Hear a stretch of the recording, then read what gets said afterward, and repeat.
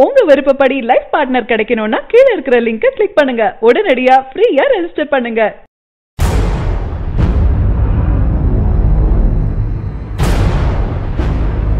நடிகர் சூர்யாவின் நடிப்பில் தற்சமயம் 2 படங்கள் உருவாகி வருது. இதுல ஒன்றான என்ஜிகே படத்தின் படப்பிடிப்பு நீண்ட மாதங்களாக நடைபெற்று வருது. இதன் படப்பிடிப்பு சமீபத்துல கேரளாவின் கொச்சியில நடைபெற்றது.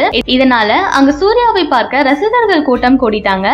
இதை பார்த்த சூர்யா கண்டுகொள்ளாமல் கேரவனுள் சென்று விடுவார் என அனைவரும் எதிர்பார்த்த நிலையில ரசிகர்களை நோக்கி வந்து அவர்களுடன் பேச ஆரம்பிச்சாரு. சூர்யாவின் செயலை பார்த்த அனைவரும் ஆச்சரியப்பட வச்சிருக்கு. சூர்யா ரசிகர்கள் இன்னும் கொஞ்ச நாள் என்ஜிகே அப்டேட் வரவில்லை என்றால் சூர்யா வீட்டிற்கே சென்று விடுவார்கள் போல, அந்த அளவிற்கு அப்டேட் தராமல் இருக்கிறதால விரக்தியில இருக்காங்க. இந்த படத்தின் அப்டேட் என்று வந்தே பல மாதங்கள் ஆகிறதால தினம் தினம் இந்த படத்தின் அப்டேட் கேட்டு ரசிகர்கள் தயாரிப்பாளரிடம் சண்டையிட்டு வராங்க. இதனாலேயே சமீபத்துல இந்த படத்தின் பாடல்கள் விரைவில் வெளியிடப்பட உள்ளன என்று எஸ்ஆர் பிரபு கூறியிருந்தாரு.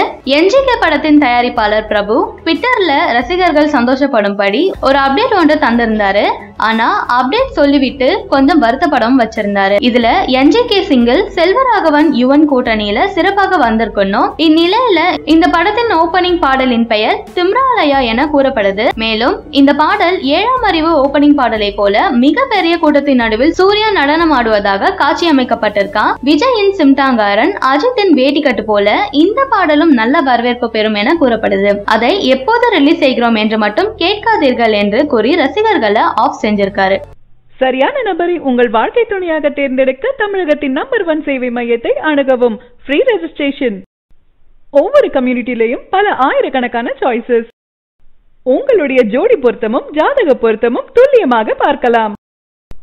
உங்க விருப்பப்படி லைஃப் பார்ட்னர் கிடைக்கணும்னா கீழ இருக்கிற லிங்கை கிளிக் பண்ணுங்க. உடனடியா ஃப்ரீயா ரெஜிஸ்டர் பண்ணுங்க.